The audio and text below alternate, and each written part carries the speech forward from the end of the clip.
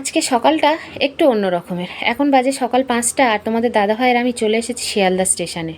শিয়ালদা স্টেশনে কেন এসেছি বলছি, আমার ছেলের একটা হচ্ছে অনলাইন শাড়ির বিজনেস আছে। তো ও তো ছোটো মানুষ, পড়াশুনো সামলে ব্যবসাটা সামলায়, তারপরে যদি মার্কেটে আসতে হয় মাল কেনার জন্যে, বেচারি পড়াশুনোটা করতে পারবে না। তার জন্য করে মাল কেনাটা আমি আর তোমাদের দাদাভাই ওকে হেল্প করি, মালটা কিনে দিই মার্কেট থেকে। তার জন্য ওর আর মার্কেটে আসতে হয় না। তো যাই হোক, আমরা দেখো মার্কেটে চলে এসেছি আর এবারে আমরা মাল করব। তো দেখি যদি ভিডিও করে দেখাতে পারি দেখাবো, আর যদি না পারি বাড়ি গিয়ে একেবারে দেখা হবে।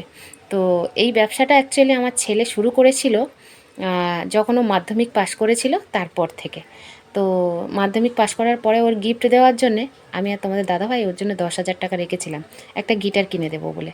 ও বলে আমার গিটার টিটার লাগবে না, ওই টাকাটা দিয়ে আমার একটা ব্যবসা শুরু করে দাও, ওই ব্যবসাটা দিয়ে আমি আমার পড়াশোনার খরচা চালাবো। আর ওই মুহূর্তে তোমাদের দাদাভাইয়ের খুব শরীর খারাপ ছিল। তো আমি বললাম যে এই ছোট্ট একটা বয়সে এত সুন্দর একটা বুদ্ধি সত্যিই মনে লাগার মতন।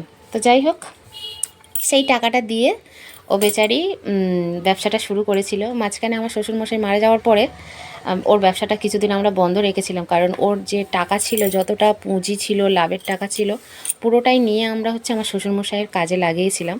তার জন্য প্রায় 3-4 মাস মতন আমরা ওর বিজনেসটা বন্ধ রেখেছিলাম।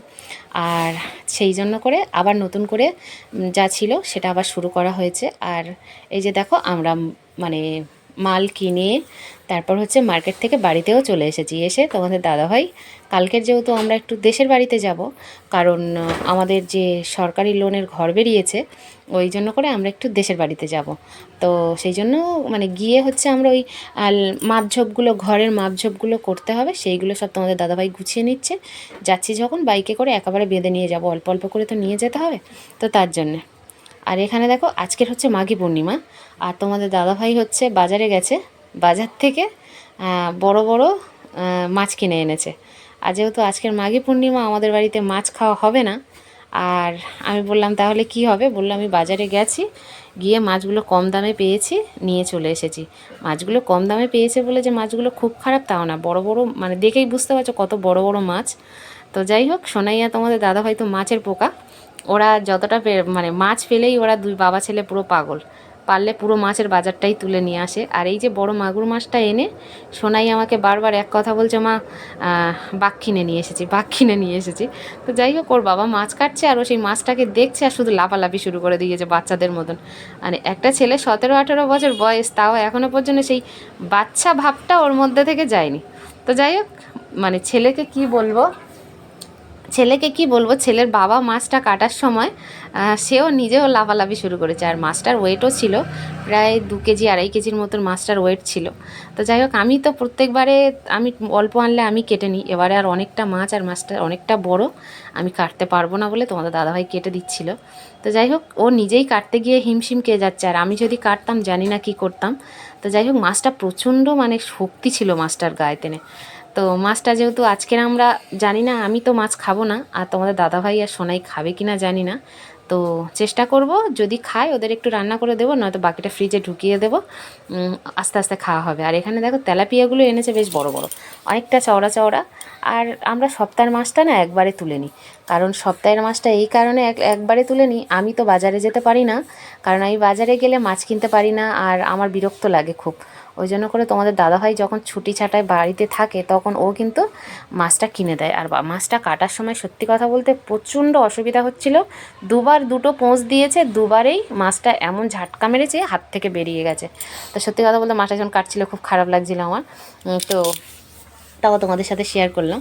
আর এদিকে আমি আবার হচ্ছে মার্কেট থেকে এসে একটু আলু ভাজা আর একটু পরোটা বানিয়ে নিয়েছিলাম অল্প তেল দিয়ে দিয়ে খেয়ে দিয়ে ওরা বাজারে চলে গেছিলো, সেগুলো আর ভিডিও করার টাইম হয়নি।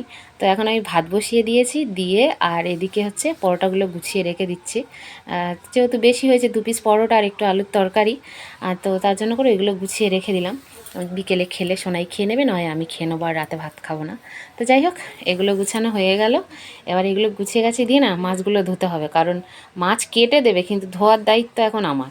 তো এখানে আগের দিনের হচ্ছে মানে 2 দিনের মাছ ছিল, তো ভেবেছিলাম মাছটা বের করে বরফটা ছাড়িয়ে সুন্দর করে 2টো বাটির মাছ আলাদা করে আবার একটা বাটিতে করে রাখবো বলে এই মাছগুলোও ফ্রিজ থেকে বের করে নিয়েছে। এগুলো আজ 3-4 দিন আগের মাছ।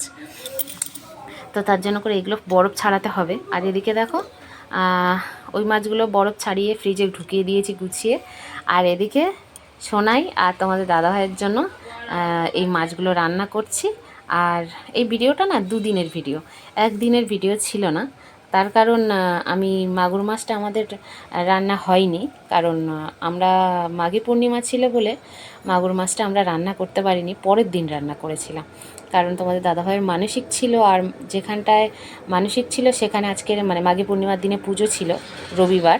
তো তার জন্য করে আমাদের বাড়ি মাছটা রান্না হয়নি, পরের দিনে রান্না হয়েছে। ওর জন্য করে ভিডিওটা তোমাদের পরের দিন দেখাচ্ছি, মাছটা ভাজা হচ্ছে, কিন্তু মাছটা আমরা খাইনি মাঘী পূর্ণিমার দিনে।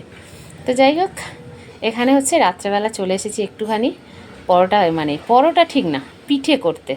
কারণ আমার খুব পিঠে খেতে ইচ্ছে করছিল, আর অল্প করে একটু চালের গুঁড়ো নিয়ে এসে আর পিঠেগুলো বানিয়ে নিলাম। বলি অল্প করে পিঠে বানাই, আর কালকে যখন আমরা চলে যাব আবার দেশের বাড়িতে, তো তখন সোনাই পিঠেগুলো খেতে পারবে, আবার একটু রান্না বান্না করে রেখে যাব।